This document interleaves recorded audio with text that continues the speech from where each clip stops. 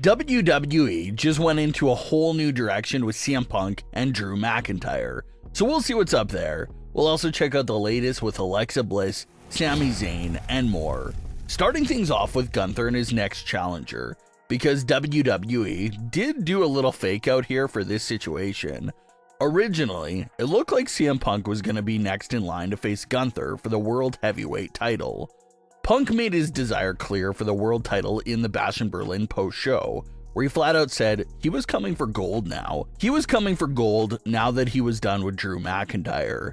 We ended up seeing Punk echo a very similar thing a few nights after that on Raw, where he said he was going to be putting things with Drew McIntyre behind him, and now he was focusing on Gunther and putting him on notice for the World Heavyweight title. But that would last for a few seconds before Drew McIntyre brutally attacked CM Punk at ringside, proving that matters between them weren't done yet. And it does make sense to continue their feud because now it's the rubber match. They both got one win apiece against each other, and this third match will now be the tiebreaker, and more likely will be the final match of the feud. So this is for all the marbles, CM Punk versus Drew McIntyre for the third time, with the last 9 months of build-up on the line. It's very likely that whoever is the winner of this feud could walk out as one of the top contenders for Gunther's world title. So it's a personal feud, but also a feud that could elevate the winner to that main event world title spot once again. But since Drew McIntyre and CM Punk have had another match, that means that Gunther needs a new opponent until one of them becomes available to him. And the September 2nd edition of Raw did give us that answer to who Gunther will face next, after all, and it's Sami Zayn. If you want to nitpick and ask what has Sami Zayn done lately to deserve a world title match, maybe you got a point there, but they do their best to explain why he was out there feeling like the best challenger for Gunther. Sami's reasoning was that Gunther climbed the WWE ladder in the correct order by winning the Intercontinental title first, and then using what he did with that title to elevate him into being a world champion. And now Sami wants to do the same thing. Sami's coming off a reign as Intercontinental champion, wants to take that next level up into being world champion. And extra background narrative of this feud is the fact that we just saw Sami Zayn defeat Gunther just a handful of months back at WrestleMania 40, where Sami overcame all odds and pinned Gunther in the middle of the ring to end his historic Intercontinental Championship reign on the grandest stage of them all. So their WrestleMania 40 match is what gives Sami extra credibility as a threat towards Gunther, because Sami pinning Gunther is fresh on everyone's mind. So Sami's main narrative throughout this feud will be reminding Gunther that he already beat him once, so he could do it again. And that's a pretty simple but effective narrative. Sami pinned Gunther straight up with a title on the line just a handful of months ago, so it's the same exact situation. But if he gets the job done again, he'll be walking out as World Heavyweight Champion this time around. But does Sami Zayn have any actual realistic shot at dethroning Gunther when they meet for this world title? Most likely not. Unfortunately for Sami, it doesn't look like history will repeat itself here. It looks like Gunther will come out on top in this one after all. And even that itself is a good narrative for Gunther in this match. It's pretty similar to the narrative he had against Randy Orton. Gunther had a controversial win over Randy Orton back at King of the Ring after Randy's shoulders were off the mat for nearly the entire pin count.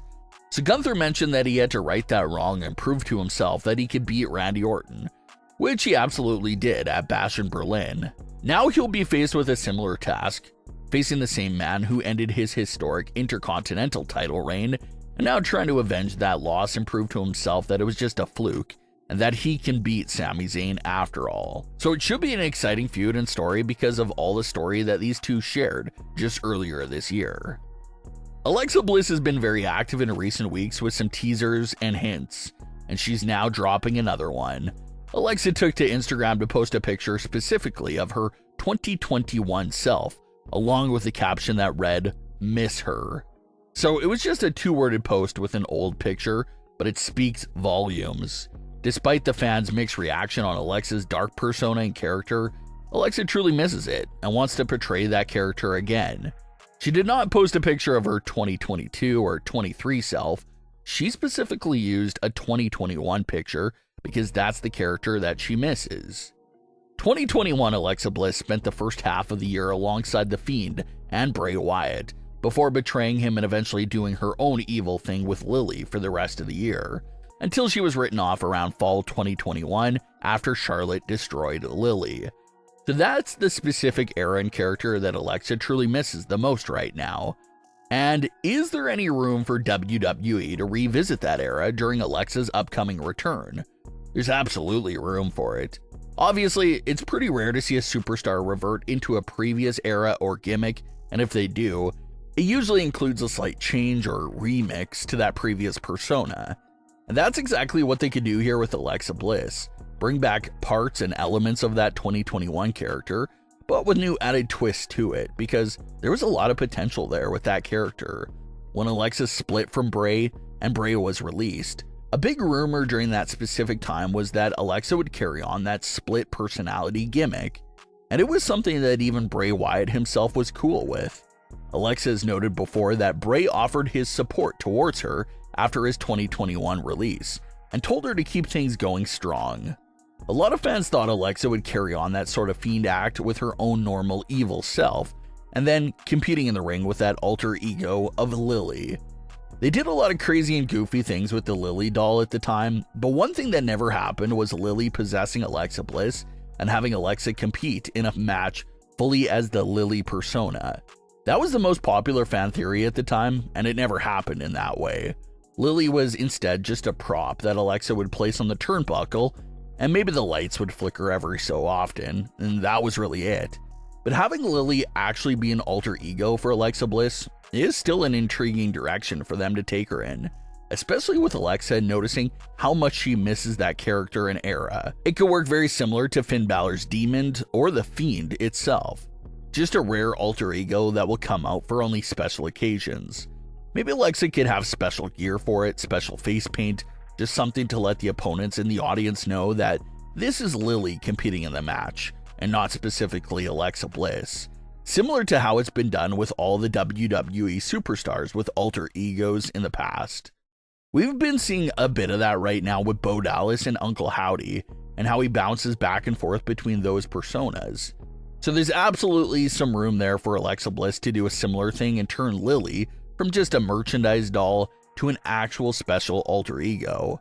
There's still no word at all on Alexa Bliss's return, just a whole bunch of fan theories and posts from Alexa herself. But what are your thoughts on today's stories? Leave your comments below. Don't forget to subscribe with all notifications on, and leave a like if you enjoyed. Thanks for watching, guys.